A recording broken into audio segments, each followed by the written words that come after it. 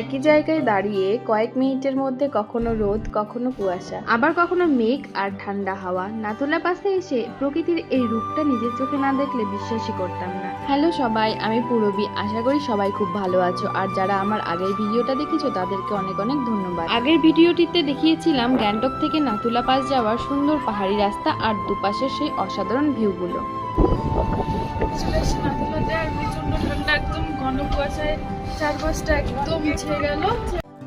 আর আজকের ভিডিওটা একটু অন্যরকম, কারণ আজ তোমাদের নিয়ে যাব একেবারে নাথুলা পাসের ওপরে, চায়না বর্ডারের কাছাকাছি।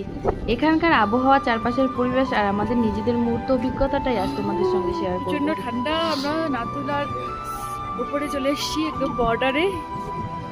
এখানে একদম যখন আসি তখন ক্লিয়ার ছিল, এত কুয়াশা চারদিকে, একদম পুরো অন্ধকার হয়ে যাচ্ছে। তো আমাদের হাত পা জমে যাচ্ছে রীতিমতো। তো আমরা এখন বর্ডারটা দেখে তারপর নিচে চলে যাব। তো চলো। এখানে এসে একটা জিনিস খুব ভালোভাবে বুঝতে পারলাম, পাহাড়ের আবহাওয়া সত্যি কখন কী রকম হয়ে যায় সেটা আগে থেকে বোঝাই যায় না। ঠান্ডা হাওয়া, কুয়াশা আর চারপাশের এই পাহাড়ি পরিবেশ সব মিলিয়ে একটা অন্যরকম অনুভূতি হচ্ছিল। আর সব থেকে ইন্টারেস্টিং ব্যাপারটা, এখান থেকে চায়নার দিকটা দেখা যাচ্ছিল। আমরা যখন বর্ডারের কাছাকাছি ভিউ পয়েন্টে দাঁড়িয়েছিলাম তখন ওপাশে চায়নার কিছু জায়গা আর চাইনিজ সেনাদেরও দেখতে পাচ্ছিলাম।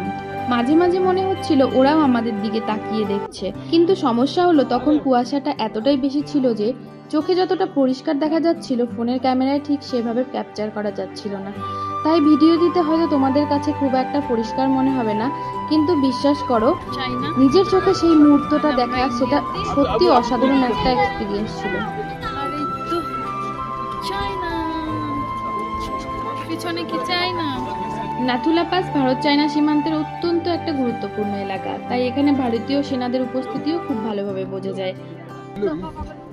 দেখো ওয়েদারটা কিভাবে চেঞ্জ হয়ে গেল হঠাৎ করে। আমরা যখন উপরে উঠলাম, চারপাশে সেনাদের পাহারা আর পুরো এলাকার সিকিউরিটি দেখে একটা আলাদা অনুভূতি হচ্ছিল।